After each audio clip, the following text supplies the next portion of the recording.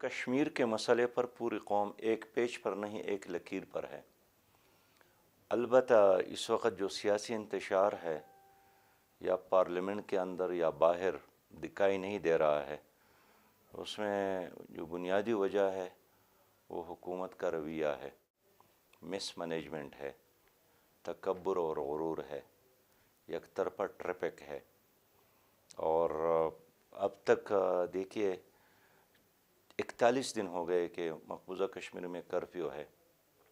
وزیر اعظم کا فرض بنتا تھا کہ اتنے بڑے حادثے اور سانے بلکہ قیامت برپا ہے، وہ ایک نہیں 10 بار قومی قیادت کا اجلاس بلاتے، ان سے مشورہ لیتے، اعتماد میں لیتے، ماحول اور حالات کے بارے میں ڈسکشن ہوتا، لیکن ایک بار بھی اس نے یہ تکلف نہیں کیا اور سمجھتا ہے کہ وہ اکیلے ہی کافی ہے حالات کے لیے۔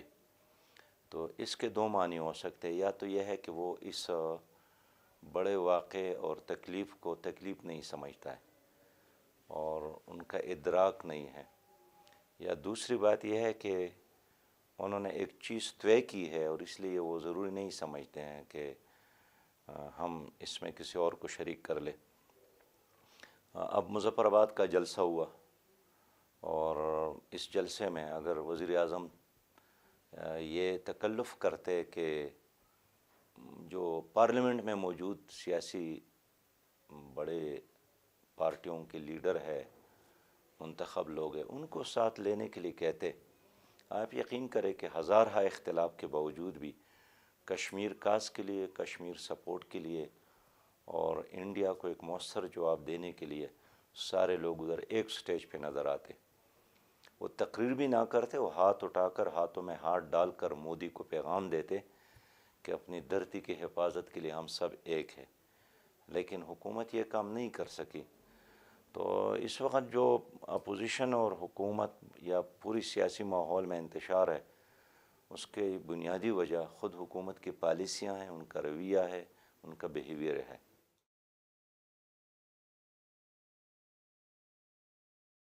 این آر او لینا یا نہ لینا یہ اور بات ہے، وہ تو جماعت اسلامی کا شروع سے یہی مطالبہ ہے کہ کوئی آدمی قانون سے بالاتر نہیں ہے، اور احتساب اگر 3-4 کا ہو رہا ہے تو کیوں نہ وہ 436 کا بھی احتساب ہو جن کے نام پاناما لیکس میں شامل ہے۔ اب میں مثال پیش کروں کہ نیب کی کارروائیاں جاری ہیں، لیکن کیا نیب کی کارروائی آپ کو بلوچستان میں نظر آتی ہیں؟ کوئی ایک سنگل واقعہ مجھے بتائیں تو کیا یہاں کوئی کرپشن نہیں ہوا ہے؟ بلکہ ٹرانسپیرنسی انٹرنیشنل کا رپورٹ ہے، آپ خود پڑھیے کہ یہاں جو ترقیاتی فنڈ ہوتا ہے اس میں 65% غبن ہوتا ہے۔ 42% صوبہ سندھ کا ریکارڈ کیا تھا اور 32% پنجاب کا ریکارڈ کیا تھا، 18% خیبر پختونخوا کا ریکارڈ کیا تھا۔ تو اگر ایک بین الاقوامی ادارہ اعتراف یہی ہے ان کا کہ 65% غبن ہے، کرپشن ہے بلوچستان میں، لیکن وہی نیب ہے جو ایک صوبے میں ہے اور ایک صوبے میں نہیں ہے، تو احتساب تو ہو، شفاف ہو، سب کے لیے یکساں ہو۔ پاناما لیکس میں ہم 111 دن گئے ہیں اور 111 دنوں میں 57 دن میں نے پریس کانفرنس کی ہے۔ ہر پریس کانفرنس میں میں نے اپنے آپ کو احتساب کے لیے پیش کیا ہے۔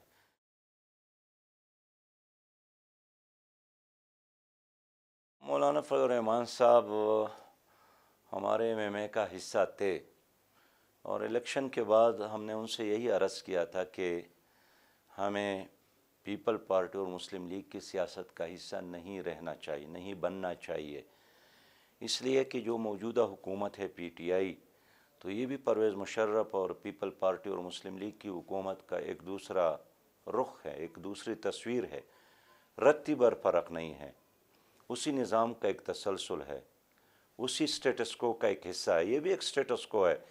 اس لیے ہم نے ان سے یہی عرض کیا تھا کہ مولانا صاحب ہمیں پیپل پارٹی اور مسلم لیگ کا سیاست کا حصہ نہیں رہنا چاہیے۔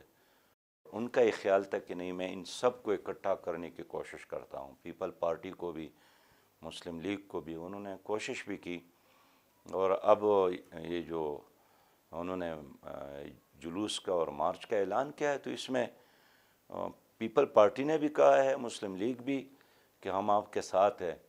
تو دوسرے طرف عمران خان صاحب نے بھی اعلان کیا ہے کہ جو بھی آتا ہے اسلام آباد ہم اس کو کنٹینر بھی دیں گے اور چائے اور شربت بھی دیں گے۔ تو اختلاف کیا ہے؟ جانے والا بھی خوش ہے اور جو وہاں پر موجود ہے وہ بھی ویلکم کرتا ہے، تو اس لیے ہمارا ساتھ دینے اور نہ دینے کا اس میں کوئی تک نہیں بنتا ہے۔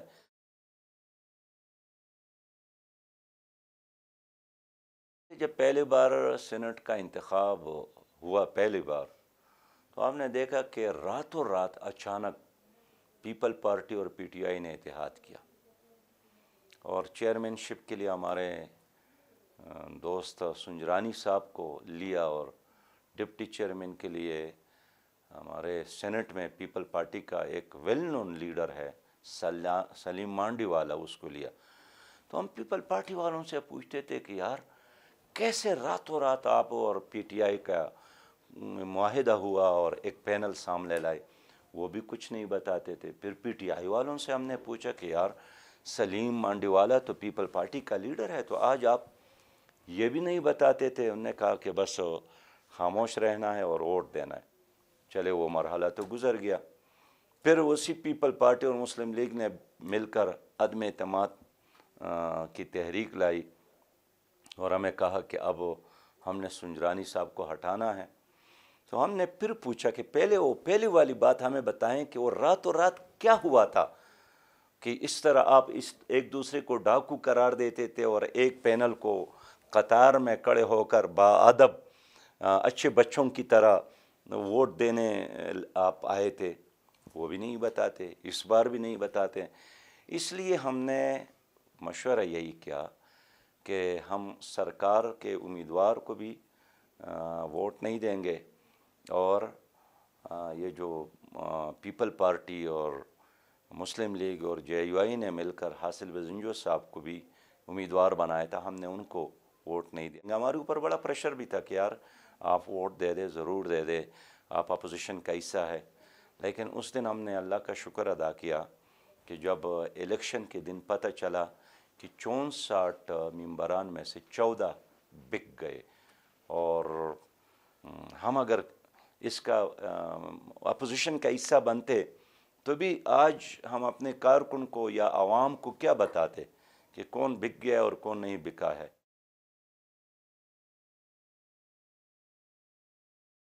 بلوچستان کی سیاست کتنی آزاد ہے اور کتنا یرغمال ہے؟ دوسری بات یہ ہے کہ جماعت اسلامی نے فیصلہ کیا ہے کہ ہم اپنے منشور کے ساتھ، اپنے جھنڈے کے ساتھ اور اپنے نشان کے ساتھ الیکشن لڑیں گے، اور یہ سفر لمبا سہی، مشکل سہی، لیکن ہمارا کارکن یہی چاہتا ہے کہ ہم مقابلہ کریں، ہم جدوجہد کریں، ہم ہر آدمی تک اپنا پیغام پہنچا دے۔ اور طویل اتحادی سلسلوں نے، وہ پاکستان قومی اتحاد میں ہم شامل تھے، آئی جے آئی میں ہم شامل تھے، ایم ایم اے میں ہم شامل تھے، اس کی وجہ سے ہمارا بہت سارا ایجنڈا جو ہے وہ رہ گیا ہے۔ تو اب ہم چاہتے ہیں کہ ہم اپنی انقلابی سیاست کو آگے بڑھا لیں، عام آدمی کی سیاست آگے بڑھا لیں، مظلوم اور مجبور عوام کی سیاست کو آگے بڑھا لے، اور ہم چاہتے ہیں کہ عوام کی طاقت سے، اللہ تعالیٰ کے فضل کے ساتھ، جو دروازہ ہے اس پر تالا لگا ہے غریب آدمی کے لیے، عام آدمی کے لیے، وہ بصلاحیت کیوں نہ ہو، وہ دروازہ ہم کھول دیں ان کے لیے۔ اس لیے جماعت یہ بلوچستان میں بھی یہی کام کر رہی ہے، باقی ملک میں بھی۔ باقی بلوچستان کوئی جزیرہ نہیں ہے، انشاءاللہ تعالیٰ ملک میں انقلاب آئے گا تو وہ بہار جو ہے بلوچستان بھی محسوس کرے گا۔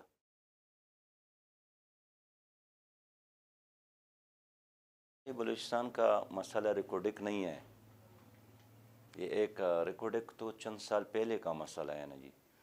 بلوچستان کو اللہ تعالیٰ کا ایک خزانہ ہے، معدنیات سے ایک بھرپور خزانہ ہے، لیکن بدقسمت یہی ہے کہ اس خطے کی قیادت ایسے لوگوں کے ہاتھ میں رہی ہے جنہوں نے ہمیشہ اپنی ذاتی سٹیٹس میں اضافہ کیا ہے، عام غریب آدمی کو آگے جانے نہیں دیا ہے۔ بلوچستان کا نوجوان بھی باصلاحیت ہے، ذہین ہے، فتین ہے، لیکن نہ سیاست میں ان کے لیے جگہ ہے، اور یہاں تو جو نوکریاں ہیں وہ بھی لوگ فروخت کرتے ہیں، جو ایم این اے ہوتے ہیں، جو ایم پی ایز ہوتے ہیں، وزراء ہوتے ہیں۔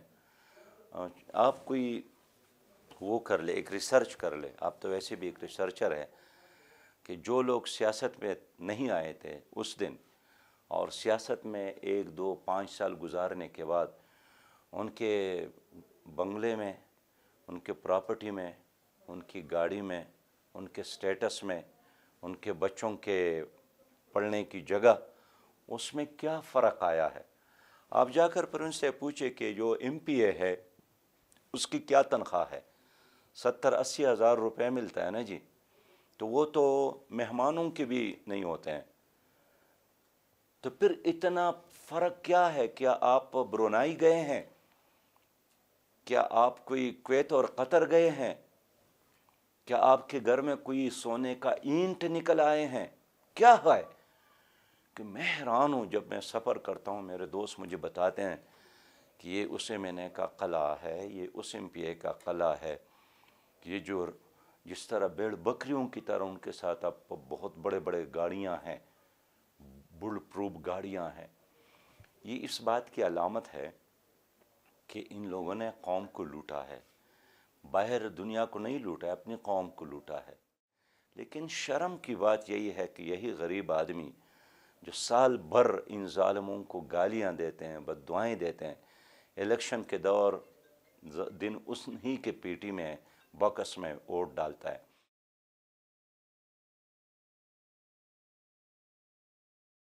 شفاف تو اس لیے نہیں ہے نا کہ ایک مینجمنٹ کے ساتھ الیکشن سے پہلے طے ہوتا ہے کہ اس پارٹی کو 2 سیٹ دینے ہیں، ان کو 4 دینے ہیں، ان کو 10 دینے ہیں، ان کو آگے لانا ہے، پہلے سے طے ہوتا ہے۔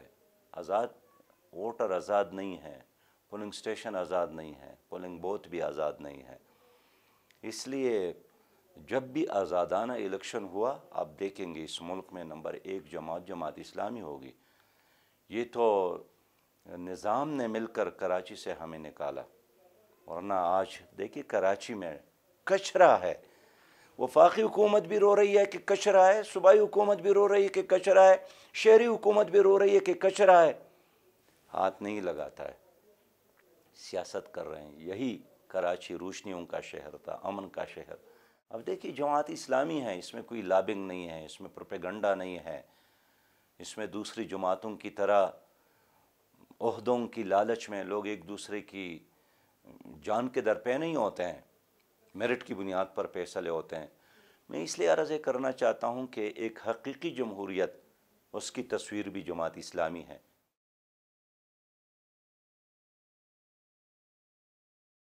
میں آپ سے یہی عرض کر رہوں گا کہ آپ ذرا سینٹ کے میں میری تقاریر اٹھائیں، اس میں نے خیبر پختونخوا کی بات کی ہے۔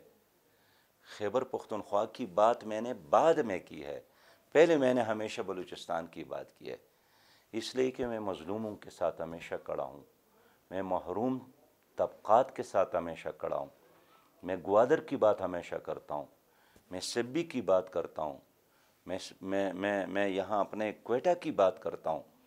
پرسوں بھی میں نے کوئٹہ کی بات کی، کل بھی میں نے یہی مطالبہ کیا کہ کم از کم 20 سالوں کے لیے آپ کوئٹہ کو ٹیکس فری علاقہ قرار دے، تاکہ فیصل آباد سے، کراچی سے، لاہور سے تاجر لوگ، کارخانہ دار لوگ ادھر آئیں، ان کو یہاں مراعات دیں، ان کو یہاں سیکورٹی دے دے، تاکہ یہ علاقہ بھی اسلام آباد کے لیول کا بن جائے۔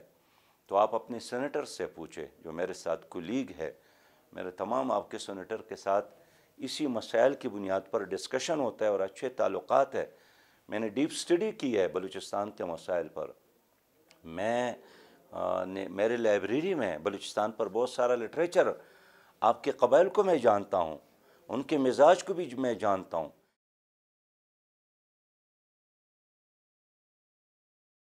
اللہ کی رحمت سے مایوس نہیں ہونا چاہیے، اور اللہ سے ہمیں یہ امید ہے انشاءاللہ کہ پاکستان آگے بڑھے گا، ترقی کرے گا، لیکن وہ جو کہتا ہے کہ یہ خاک اپنی فطرت میں نہ نوری ہے نہ ناری، عمل سے زندگی بنتی ہے جنت بھی جہنم بھی، تو یہ آپ کے ہاتھ میں ہے، آپ کی تقدیر آپ کے ہاتھ میں اللہ نے دیا ہے۔ آپ چاہے تو اپنی سوچ، اپنے رویے، اپنی محنت، اپنی جدوجہد کے نتیجے میں اپنی ذاتی کل کو بھی بہتر بنا سکتے ہیں، اپنے خاندان کو بھی اور اپنے ملک کو بھی آگے بڑھا سکتے ہیں۔ لیکن اتنا ضرور کہنا چاہتا ہوں کہ کم از کم اس وقت جو قیادت مسلط ہے، اس قیادت کے ساتھ نہ ویژن ہے، نہ پلاننگ ہے، نہ ان کے ساتھ وہ ٹیم ہے جو اس قوم کو اس بھنور سے نکالے گا۔ اس کے ہوتے ہوئے کشمیر کا مسئلہ اور خراب ہوا۔ پہلے کشمیر ایک متنازع علاقہ تھا، اب اس حکومت کے آنے کے بعد وہ انڈین یونین کا حصہ بنایا گیا۔ اس حکومت کے ہوتے ہوئے افغانستان کا مسئلہ اور گمبھیر بن گیا۔ اس حکومت کے ہوتے ہوئے خود اسلامی ممالک کے ساتھ ہمارے تعلقات کمزور ہو گئے۔ آپ نے دیکھا کہ ہمارے 3 اسلامی ممالک نے تو مودی کو بلا کر ان کو بڑے اعزازات دیے، میڈل دیے، تو یہ اس بات کی علامت ہے کہ انٹرنل اور ایکسٹرنل جتنے بھی معاملات ہیں یہ اس حکومت کی کنٹرول میں نہیں ہے۔ اب اس ملک کو ایک ایسی قیادت کی ضرورت ہے جو اپنی ذات میں بھی اور اپنی اجتماعیت میں بھی دیانتدار ہو، معاملہ فہم ہو، ان کے ساتھ ایک ٹیم ہو۔